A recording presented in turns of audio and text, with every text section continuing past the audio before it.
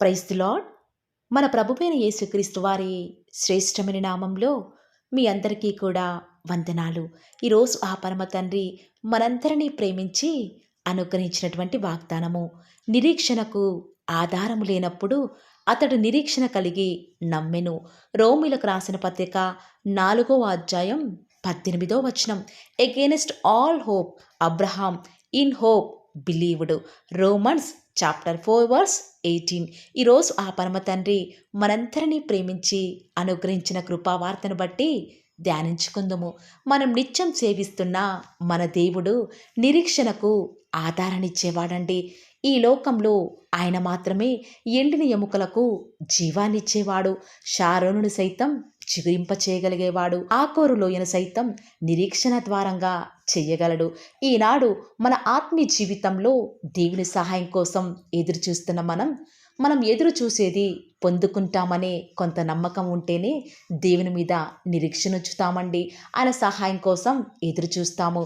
కానీ ఒకవేళ మనం ఆశించినది ఇక దొరకదులేని పరిస్థితులలో ఈనాడు ఎవరైనా నిరీక్షణ ఉంచుతున్నారా?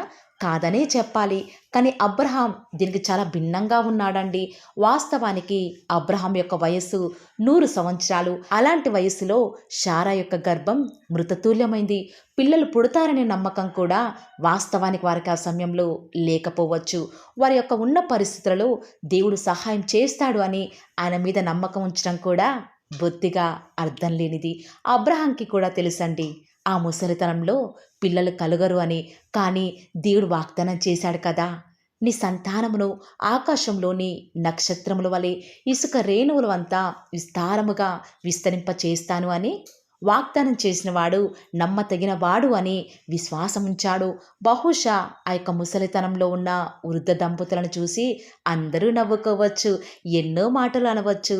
కానీ దేవుడు వారికి ఇస్సాకును వాగ్దాన పుత్రునిగా ఇచ్చేదాకా వారు ఎంత మాత్రమో కూడా ఎక్కడా కూడా దేవుని మీద అవిశ్వాసం చూపలేదు ప్రియులారా. ఎక్కడా కూడా దేవుని వెంబడించడం మానలేదు.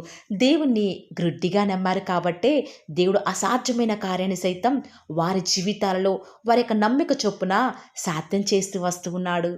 ఈరోజు దేవుడు నాతో ఏం మాట్లాడుతాడా అని ఎదురు చూస్తున్న నీతో అంటున్నాడు. ఏంటో తెలుసా? నువ్వు నా మీద ఉంచిన నమ్మికే నువ్వు సమస్తం పొందుకునేలాగా చేస్తూ ఉంది అని. ఈ లోకంలో ఏమీ లేకపోయినా ఎన్ని కొరతలు ఉన్నా బ్రతకవచ్చు. కానీ దేవుని మీద నిరీక్షణ లేనిదే ఒక్క క్షణం కూడా మనం జీవించలేము ప్రియులారా. ఆనాడు దేవుడు అబ్రహాంకి కేవలం ఒక్క వాగ్దానం ఇచ్చాడు. కానీ ఈనాడు నీ అవసరానికి తగినట్లుగా నీ దేవుడు నీకు ఎన్నో వాగ్దానాలు ఇస్తున్నాడు కదా. కానీ ఈనాడు బహుశా నువ్వు ఎదుర్కొనే పరిస్థితులకు నీ దేవుడు చేసిన వాగ్దానానికి ఏం సంబంధం లేకపోవచ్చు. అయితే దేవుడు నీ పట్ల తన కార్యాన్ని జరిగించబోతున్నాడు. ఆశ్చర్యంగా ఉంది కదా. అవును ప్రియులారా, దేవుని యొక్క వాగ్దానం మన జీవితంలో ఎప్పుడు నెరవేరుతుందో తెలుసా? దేవుడు చేసిన వాగ్దానానికి మనం ఎదుర్కొనే సమస్యలకు ఏమాత్రమో కూడా పొంతలేనప్పుడు ఇక ఈ యొక్క కార్యం జరగదులే అని దేవుని మీద ఎప్పుడైతే మనం ఆశలు వదులుకుంటున్నామో దేవుడి యొక్క తన ప్రణాళికలను మన జీవితంలోనికి కార్యరూపం దాల్చేలాగా చేస్తాడండి. ఈనాడు మారుతున్న పరిస్థితులను బట్టి మనం దేవుని వద్ద నుంచి రుజువులను అడుగుతున్నాము. ఆధారం లేనిదే దేవుని నమ్మటం లేదు. అందుకే ఈనాడు మన జీవితంలో ఆశించదగ్గ దేవుని కార్యాలను చూడలేని వారిగా ఉన్నాము. ఆనాడు యోబుకి ఆఖరికి ఏం మిగిలిందనండి? దేవుని మీద నిరీక్షణ ఉంచాడు. సమస్తం కోల్పోయానని దేవుని మీద నమ్మకాన్ని వదిలివేయాలి కదా.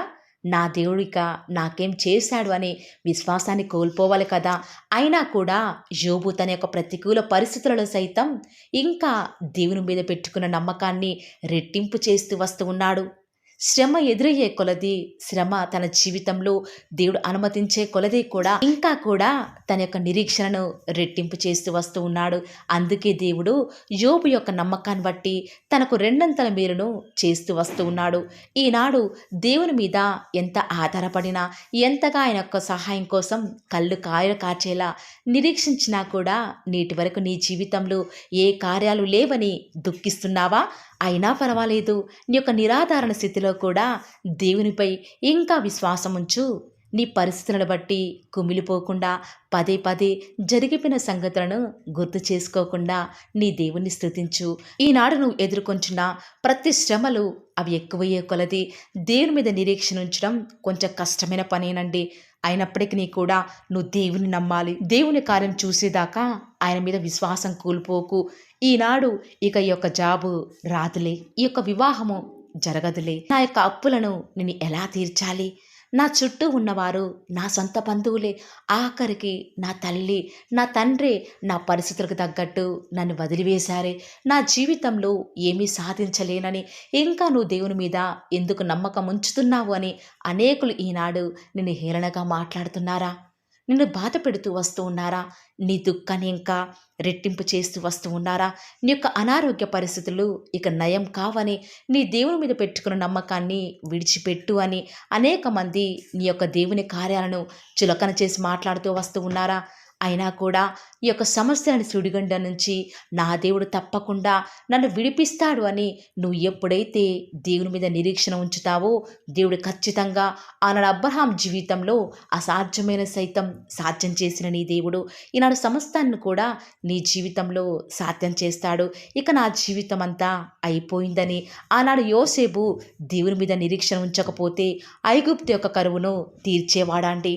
ఆనాడు సింహాల బోనులో ధాన్యాలను వేస్తూ వస్తూ ఉన్నప్పుడు ఈ యొక్క సింహాల నోటికి నేను ఆహారం అయిపోతాను అని దేవుని మీద నిరీక్షణ కోల్పోతే ఆనాడు దానియేలు దేవుని యొక్క కార్యాలు చూడగలిగేవాడండి. ప్రియులారా, ఆనాడు పౌలు సీలలను రాత్రి ఆ యొక్క జైలులో బంధిస్తూ వస్తూ ఉన్నప్పుడు వారు ఏమాత్రమూ కూడా కృంగిపోకుండా దేవుని స్తుతించారు. దేవుని మీద ఆధారపడుతూ వచ్చినప్పుడు, ఆయన మీద నిరీక్షణ ఉంచుతూ వచ్చినప్పుడు ఖచ్చితంగా సహాయం చేస్తాడు అని నమ్ముతూ వచ్చినారు కాబట్టే వారి జీవితాల్లో విజయం చూస్తూ వస్తూ ఉన్నారు. ఇలా చెప్పుకుంటూ పోతే ఎంతోమంది భక్తులు దేవుని మీద ఆధారపడ్డారు, నిరీక్షణ ఉంచారు కాబట్టే విజయాన్ని పొందుతూ వస్తూ ఉన్నారు. ఈరోజు ఎవరైతే ఈ మాటల మీద నిరీక్షణ ఉంచుతూ వస్తూ ఉన్నారో వారి జీవితాలలో ఆ పరమ తండ్రి ఇంత మంచి వాగ్దానం నెరవేర్చులాగున అందరం కలిసి ఏక మనసుతో ప్రార్థనలో ఏకీభవిద్దామా ప్రియులారా. ప్రార్థన. నన్ను మమ్మల్ని మిక్కిలిగా ప్రేమించిన మా ప్రియ పరలోకమందున మా తండ్రి, జీవం కలిగిన దేవా, మీ బంగారు పాదములకు లెక్కలేని స్థుతులు స్తోత్రాలు చెల్లించుకుంటూ వస్తూ ఉన్నాము తండ్రి. నిజముగా తండ్రి, మీరు మమ్మల్ని ప్రేమించినారు, మమ్మల్ని జ్ఞాపకం చేసుకున్నారు, మమ్మల్ని పోషిస్తున్నారు. నేడు దినమంతట్లో కూడా మా ప్రతి పనిలో, మా ప్రతి ప్రయత్నంలో కూడా మీరు మాకు తోడుగా ఉండి మాకు అనుగ్రహించినటువంటి విజయాన్ని బట్టి వందనాలు చెల్లించుకుంటూ వస్తూ ఉన్నాను. దేవా, నేడు దినం ప్రతి పనిలో కూడా మీరు మాకు అనుగ్రహించిన విజయాన్ని బట్టి వందనాలు చెల్లించుకుంటూ వస్తూ ఉన్నాను. దేవా, వేకువజామునే మీరు మమ్మల్ని ప్రేమించి మా అవసరానికి తగినట్లుగా మాకు అనుగ్రహించినటువంటి శ్రేష్టకరమైన వాగ్దానాన్ని బట్టి వందనాలు చెల్లించుకుంటూ వస్తూ ఉన్నాను. నిజమే తండ్రి, నిరీక్షణకు ఆధారం లేనప్పుడు, ఎలాంటి దిక్కుతోచని స్థితిలో ఉన్నప్పుడు మిమ్మల్ని నమ్మటం అనేది చాలా కష్టం తండ్రి. మా చుట్టూ ఉన్న పరిస్థితులను బట్టి మిమ్మల్ని నమ్మేవారిగా ఉన్నాము, లేకపోతే తండ్రి మనుషులను ఆశ్రయించే వారిగా ఉన్నాము. అందును బట్టి తండ్రి ఈనాడు మా జీవితాలలో కార్యాలే లేని వారిగా జీవిస్తూ వస్తూ ఉన్నాము. దేవా, ఆనాడైతే అబ్రహాం తండ్రి మిమ్మల్ని నమ్ముతూ వచ్చినాడు, తన జీవితంలో మీ యొక్క అమూల్యమైన కార్యాన్ని చూస్తూ వస్తూ ఉన్నాడు. దానియేలు మీ యందు నిరీక్షణ ఉంచినాడు తండ్రి, యోసేపు మీ యందు నిరీక్షణ ఉంచినాడు, పౌలు గారు సైతం మీ యందు నిరీక్షణ ఉంచినారు తండ్రి. ఈనాడు అలాంటి నిరీక్షణ, అలాంటి నమ్మకం, ఆ విధంగా ఆధారపడే జీవితం నాకు మాకు లేదని మీ సన్నిధానంలో ఒప్పుకొనుచుండగా దయచేసి మమ్మల్ని ఒక్కసారి జ్ఞాపకం చేసుకుంటూ రండి దేవా. మా యొక్క ప్రతి పరిస్థితులలో కూడా మీరే మాకు చాలని దేవుడుగా ఉంటూ వస్తారని కూడా ప్రార్థిస్తూ వస్తూ ఉన్నాను తండ్రి. ఈరోజు ఎవరైతే తండ్రి విశ్వాసముతో వాగ్దానం అంతా కూడా విని ప్రార్థనలు ఏకీభవిస్తున్నారో అట్టి బిడ్డల జీవితాలలో మీ యొక్క కార్యాలను జరిగిస్తారని కూడా ప్రార్థిస్తూ వస్తూ ఉన్నాను దేవా. ఎవరైతే ఎన్నో సంవత్సరాలుగా తండ్రి వారి యొక్క దుఃఖాలలో తండ్రి మీ పాద సన్నిధిలో చేరి ప్రార్థిస్తున్నారు, వారి ప్రార్థనకు జవాబును అనుగ్రహిస్తున్నారా దేవా. వారికంటూ సంతోషాన్ని ఇవ్వండి తండ్రి. దేవా, ఈ లోకంలో మాకు ఏమి ఉన్నప్పటికీ కూడా సంతోషం రాదు, కానీ మీ యందు ఆనందించడం వలన మాత్రమే మాకు సంతోషం కలుగుతుంది. కాబట్టి దేవా, దయచేసి కృప చూపించండి. ప్రత్యేకంగా తండ్రి ఈ దినమంతటి కొరకై మీ పాద సన్నిధికి వస్తూ ఉండగా దయచేసి మీరు మాకు సహాయం చేస్తురండి.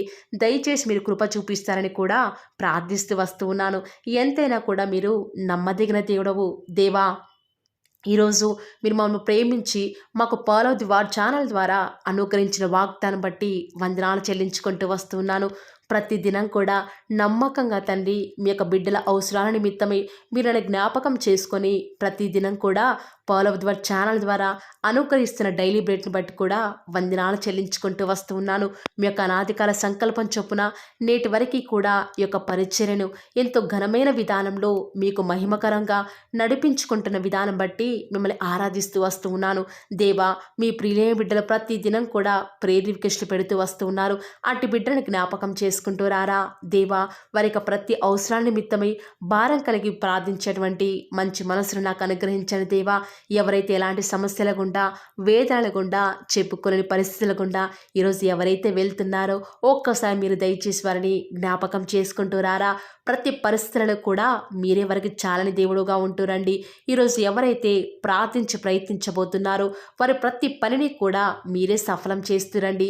నేడు దినమున ఏ పనులైతే ఆగిపోతూ వస్తూ ఉన్నాయో ఆ యొక్క ప్రతి పని కూడా ఆగిపోకుండా ముందుకే సాగిపోయే కృపను ప్రతి ఒక్కరికి కూడా మీరే అనుగ్రహిస్తూ వస్తారని కూడా ప్రార్థిస్తూ వస్తూ ఉన్నాను.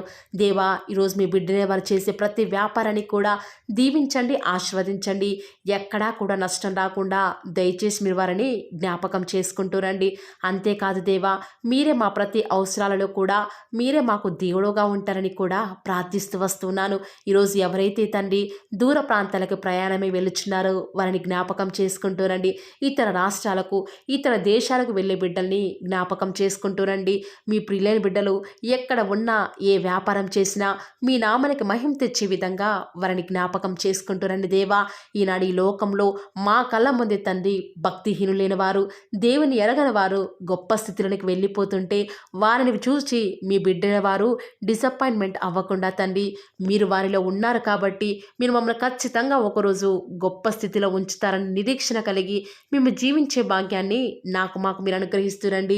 బహుశా మాకు ఈనాడు ఈ లోకానుసారంగా ఏమీ లేకపోవచ్చు, కానీ ప్రతి దినం కూడా అన్ని లేని వారికి లేనటువంటి ఆదరణను ప్రతి దినం కూడా ఈ యొక్క ఫాలో ది వార్ ఛానల్ ద్వారా మీరు మాకు అనుగ్రహిస్తున్నారు కదా తండ్రి. దాన్ని బట్టి మీకు వందనాలు చెల్లించుకుంటూ వస్తూ ఉన్నాను. దేవా, దయ చూపించండి తండ్రి. దయచేసి మాకు సహాయం చేయరా తండ్రి. మీ అంత విశ్వాసం నుంచి ప్రార్థిస్తున్నాం కదా. మా జీవితాలలో మీ యొక్క గొప్ప కార్యాన్ని జరిగిస్తారని కూడా మీ పాద సన్నిధిలో ప్రార్థిస్తూ వస్తూ ఉన్నాను. ఈరోజు ఎవరైతే తండ్రి దుఃఖంలో వేదనలో చెప్పుకోలేని పరిస్థితులలో తండ్రి అనారోగ్యాల గుండా వెళ్తున్నారో, ఐసీయూలలో ఉన్నారు, జనరల్ వార్డులలో ఉన్నారో తండ్రి, ఎవరైతే హాస్పిటల్ చెకప్ కొరకే వెళ్తూ వస్తూ ఉన్నారో తండ్రి, ఎవరైతే మరణపు పడకలో తండ్రి లేవలేని స్థితిలో తండ్రి మృత్యుతో పోరాడుతూ తండ్రి కనీస ప్రార్థనలు ఏకీభవించినటువంటి నిస్సహాయ స్థితిలో ఉన్నారో అట్టి బిడ్డల కొరకు ఈరోజు భారం కలిగి ప్రార్థిస్తున్నాను. ఒక్కసారి మీరు వారిని జ్ఞాపకం చేసుకుంటూ రారా దేవా. దయచేసి మీరు వారి యందు కృప చూపించండి తండ్రి. ఎవరు ఎలాంటి మరణకర పరిస్థితిలో ఉన్నప్పటికీ నీకు తండ్రి మీరే వారిని ఆజ్ఞాపించండి తండ్రి. వారిని లేవనెత్తండి. మా ప్రతి పరిస్థితులలో కూడా మీరే మాకు చాలని దేవుడుగా ఉంటారని కూడా మీ పాద సన్నిధిలో ప్రార్థిస్తూ వస్తున్నాను. ఈరోజు ఎవరైతే పిల్లలు లేరని బాధపడుతున్నారో వారికి సంతానాన్ని అనుగ్రహించండి దేవా. ఈనాడు సంతు లేని దానిని కుమారులు గల సంతోషం గల తల్లిగా చేస్తానని వాగ్దానం చేసిన దేవా, దయచేసి సహాయం చేయండి. అబ్రహాం వలవను దీవించండి తండ్రి. వారి యొక్క సంతానము ఇసుక రేణువుల వలె విస్తరించుటకు గాను మీరే వారికి సహాయం చేస్తారని కూడా ప్రార్థిస్తూ వస్తూ ఉన్నాను. డెలివరీ కొరకై సిద్ధపడుచున్నటువంటి గృహిణులను జ్ఞాపకం చేసుకునండి. గర్భిణీ స్త్రీలను ఆశీర్వదించండి తండ్రి. తల్లి బిడ్డలకు క్షేమకరమైన ఆరోగ్యాన్ని మీరే వారికి అనుగ్రహిస్తూ వస్తారని కూడా ప్రార్థిస్తూ వస్తూ ఉన్నాను. దేవా, ప్రత్యేకించి తండ్రి ఉద్యోగం లేదని బాధపడుతున్న యవ్వనస్తుల జ్ఞాపకం చేసుకోరా తండ్రి. వారి యొక్క ప్రతి పరిస్థితులలో కూడా మీ యొక్క సహాయాన్ని కోరుకొనిచుండగా దయచేసి కృప చూపించండి. మీరే వారికి తోడుగా ఉంటూ వస్తారని కూడా ప్రార్థిస్తూ వస్తూ ఉన్నాను. దేవా, ప్రత్యేకించి తండ్రి వివాహం ఆలస్యమైపోతుందని ఎంతోమంది ఆడబిడ్డలు యవ్వనస్తులు దుఃఖంలో ఉన్నారు. ఎన్నో ఉపవాస ప్రార్థనలు చేస్తూ ఉండవచ్చు.